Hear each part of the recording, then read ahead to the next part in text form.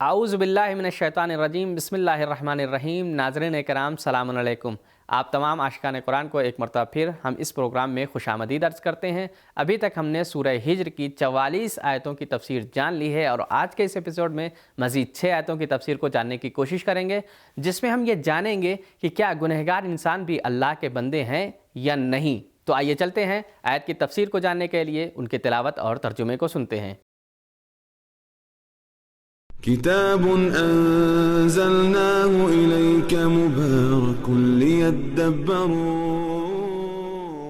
بسم الله الرحمن الرحيم إن المتقين في جنات وعيون ادخلوها بسلام آمنين ونزعنا ما في صدورهم من غل إخوانا على سرر متقابلين لا يمسهم فيها نصب وما هم منها بمخرجين۔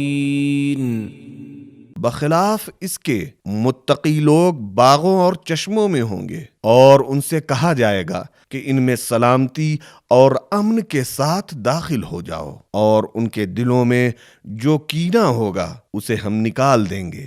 وہ آپس میں بھائی بھائی بن کر آمنے سامنے تختوں پر بیٹھے ہوں گے، انہیں وہاں نہ کسی مشقت سے واسطہ پڑے گا اور نہ انہیں وہاں سے نکالا جائے گا۔ تو ترجمے میں ہم نے یہ جانا کہ اگر کوئی انسان اپنے آپ کو شیطان کے فریب سے بچا لیتا ہے تو اس کے لیے جنت بھی ہے اور اس کی نعمتیں بھی۔ تو آئیے اب بات کرتے ہیں آیت میں پائے جانے والے نکات کی۔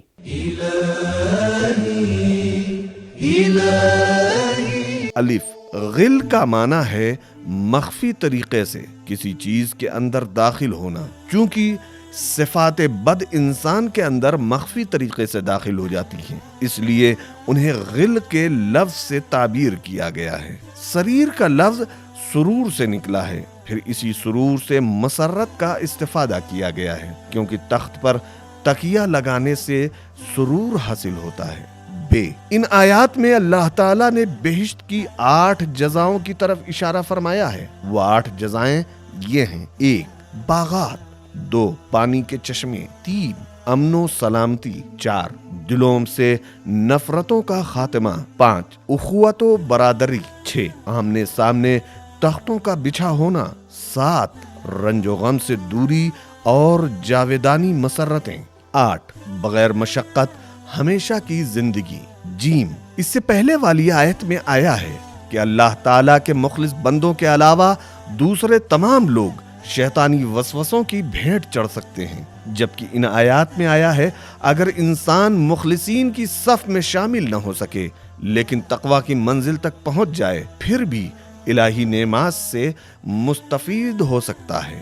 واو سب سے اہم ترین بات یہ ہے کہ اللہ تعالیٰ کی تمام نعمات ایک مرکز پر جمع ہوں، کیونکہ اس دنیا میں اللہ تعالیٰ کی نعمات تو ہیں لیکن ایک جگہ پر جمع نہیں ہیں۔ کہیں باغات ہیں لیکن وہاں چشمے نہیں ہیں، کہیں چشمے ہیں باغات نہیں ہیں، کہیں پر دونوں نعمتیں ہیں لیکن امن و سلامتی نہیں ہے، کہیں یہ سب ہیں لیکن وہاں صفا اور صمیمیت نہیں ہے، لیکن کہیں یہ بھی ہے کہ یہ تمام نعمتیں ایک جگہ جمع ہوں لیکن ان کے ساتھ سختی اور رنج بھی ہو۔ جی ہاں، یہ ساری نعمات بھی ہوں، رنج و غم بھی نہ ہو، لیکن ایک دن ان سب کو چھوڑ کر رخصت ہو جانا ہے۔ لیکن عالم آخرت وہ گھر ہے جس میں تمام نعمات ہوں گی، مادی بھی ہوں گی، معنوی بھی ہوں گی، اجتماعی بھی ہوں گی، معاشرتی بھی ہوں گی، اور وہ بھی جاویدانی اور کبھی تمام نہ ہونے والی۔ آیہ کریمہ کے اہم نکات کو بیان کرنے کے بعد اب آئیے اس کے پیغام پر روشنی ڈالتے ہیں۔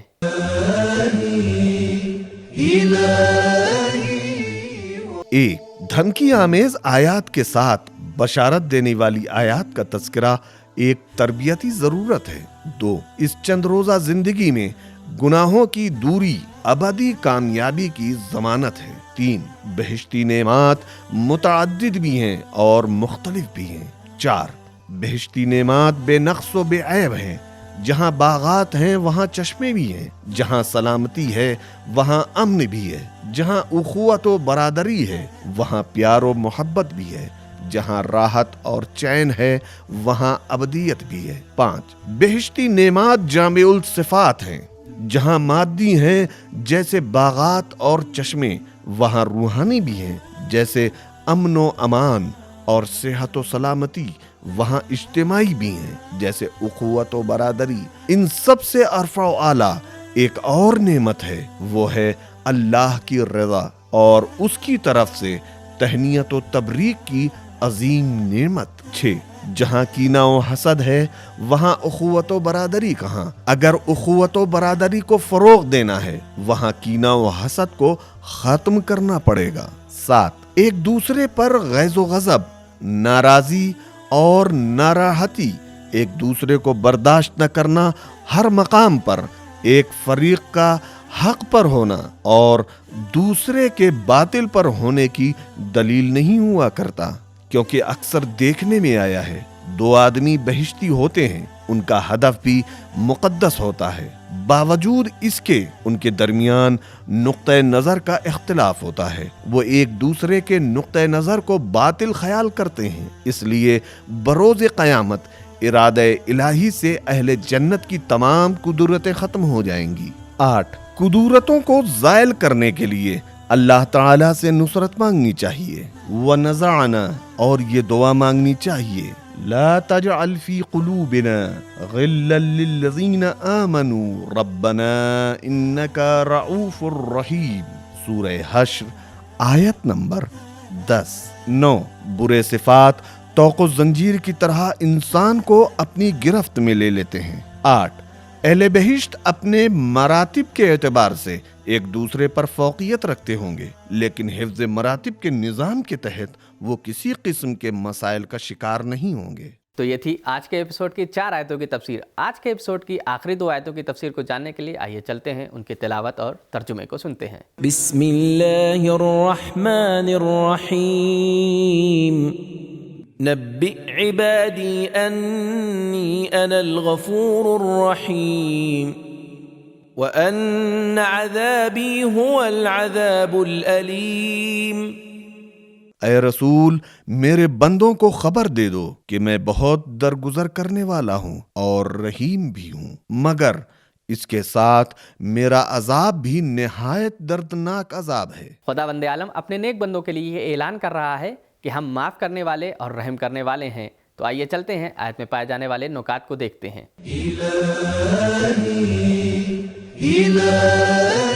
الف قرآن مجید نے ان آیات میں لوگوں کو 4 حصوں میں تقسیم کیا ہے۔ 1 مخلصین یعنی انبیاء اور اولیاء، ان افراد پر شیطان کو تسلط حاصل نہیں ہے۔ 2 متقین، یہ اہل بہشت میں سے ہیں۔ 3 وہ گناہگار جنہوں نے توبہ کر لی تھی اور پیغمبر نے جن کی مغفرت کی خبر دے دی تھی۔ 4 وہ سرکش گناہگار جن کو دردناک عذاب کی خبر دی گئی تھی۔ اب آئیے اس آیت کے پیغام پر روشنی ڈالتے ہیں۔